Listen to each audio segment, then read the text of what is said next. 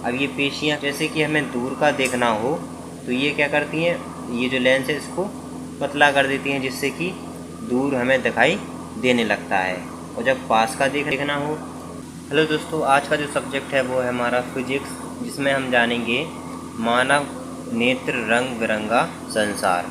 Chapter 3 है, इसमें नेत्र के बारे में हमें पढ़ना है। तो ये जो है आँख है, हमारी जो मानव शरीर की आँख होती है ये।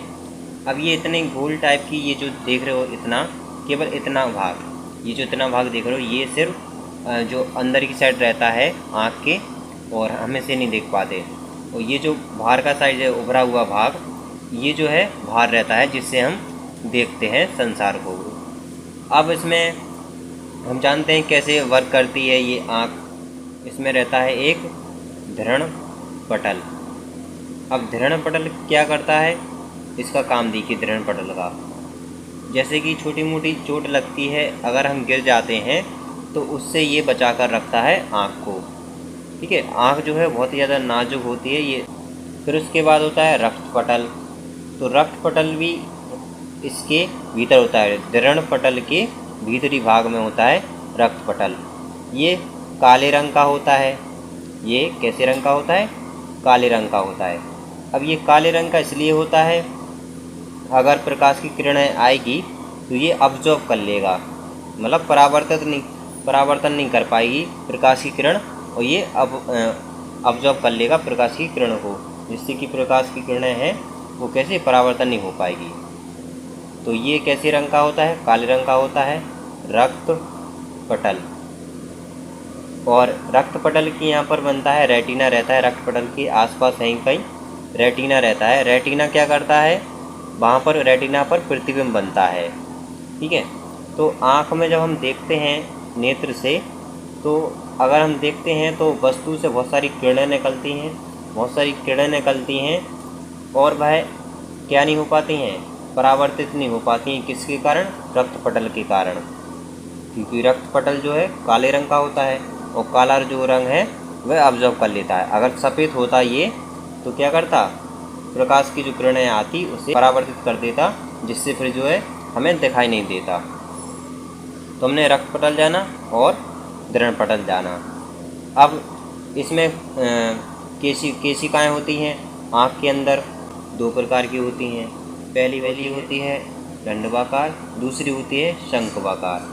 तो दंडवाकार का कार्य क्या रहता है, इसका कार्य रहता है कि प्रकाश की किरणों को, प्रकाश की किरण की गति बताता है, प्रकाश की किरण की गति बताता है कि प्रकाश कितनी तेजी से आ रहा है, कितनी धीमे से आ रहा है। शंक्वाकार क्या करती है केशिका, ये वस्तु का रंग बताती है, ये वस्तु का रंग बताती है। तो ये शंक्वाकार हो गई, ये दंडवाकार हो गई। अब हम जानते हैं ये क्या है, तो इसकी थोड़ी आकृति से पता चल रहा होगा आपको, ये उत्तल लेंस है। और उत्तल लेंस की आप जानते हो, उत्तल लेंस क्या करता है, प्रकाश की किरणों को एक स्थान पर, एक बिंदु पर ले आता है अपवर्तन के बाद। ठीक है, ये उभरे हुए भाग के बारे में, ये जो उभरा हुआ भाग है यहाँ पर वाइट सा रहता है। तो आँख आप लोगों ने देखी होगी, पहले वाइट सी रहती है, फिर उसके बाद बीच में जो ब्लैक रहता है, और ब्लैक के बीच में देखें तो वह एक बिंदु रहता है।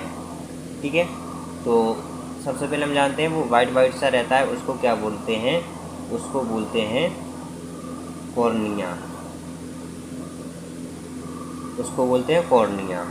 ये सफ़ेद रंग का होता है और ये पारदर्शी रहता है, जिससे कि प्रकाश आ जा सकता है। अगर पारदर्शी नहीं होगा तो प्रकाश फिर आ नहीं सकता है, और हमें जो है नेत्र से दिखाई नहीं दे पाएगा। अब उसके कॉर्निया की यहाँ पर देखो कि बीच में जो ब्लैक से रहता है इसके अंदर, उसको बोलते हैं हम आइरिस। तो वहाँ से वो जो बिंदु रहता है, वहाँ से प्रकाश जाता है, तो इसका नाम होगा अभिनेत्र। अभिनेत्र इसलिए बोला क्योंकि ये नेत्र के अंदर स्थित है, तो इसको बोला अभिनेत्र या तारा नेत्र। तो इसके एक दो नाम हैं।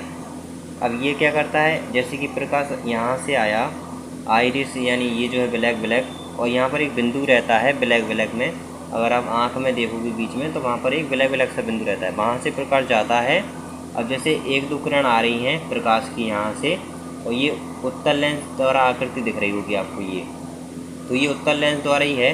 तो ये इस प्रकार से जाता है और प्रकाश की किरणों की जो एक बिंदु पर ले आता है। अब एक बिंदु पर जो ले आता है और जिस बिंदु पर प्रकाश की किरणें मिल जाती हैं तो वहाँ पर क्या कहलाता है, रेटिना, यानी रेटिना पर बिंदु मिल जाते हैं।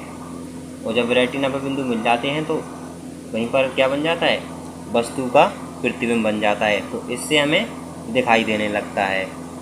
अब ये जो देख रहे हो यहाँ पर क्या भरा होता है, यहाँ पर जिस प्रकार हमने उसमें पढ़ा था बायोलॉजी में, आप लोग पढ़ा होगा, तो अमीबा रहता है, उसके आसपास कोशिका द्रव्य भरा होता है। इसी प्रकार आँख में भी यहाँ पर क्या होता है, काचाभ भरा होता है, काचाभ भरा होता है। ठीक है, ये जो आँख देखो तो यहाँ पर काचाभ भरा होता है। और ये भी कैसा रहता है, रंगहीन रहता है, जल की तरह द्रव्य रहता है। और ये कैसा रहता है, रंगहीन रहता है, ये जल की तरह। तो इस प्रकार से जकड़े रहेंगी इस लेंस को। इनको क्या बोलते हैं, पक्षमापी पेशियाँ।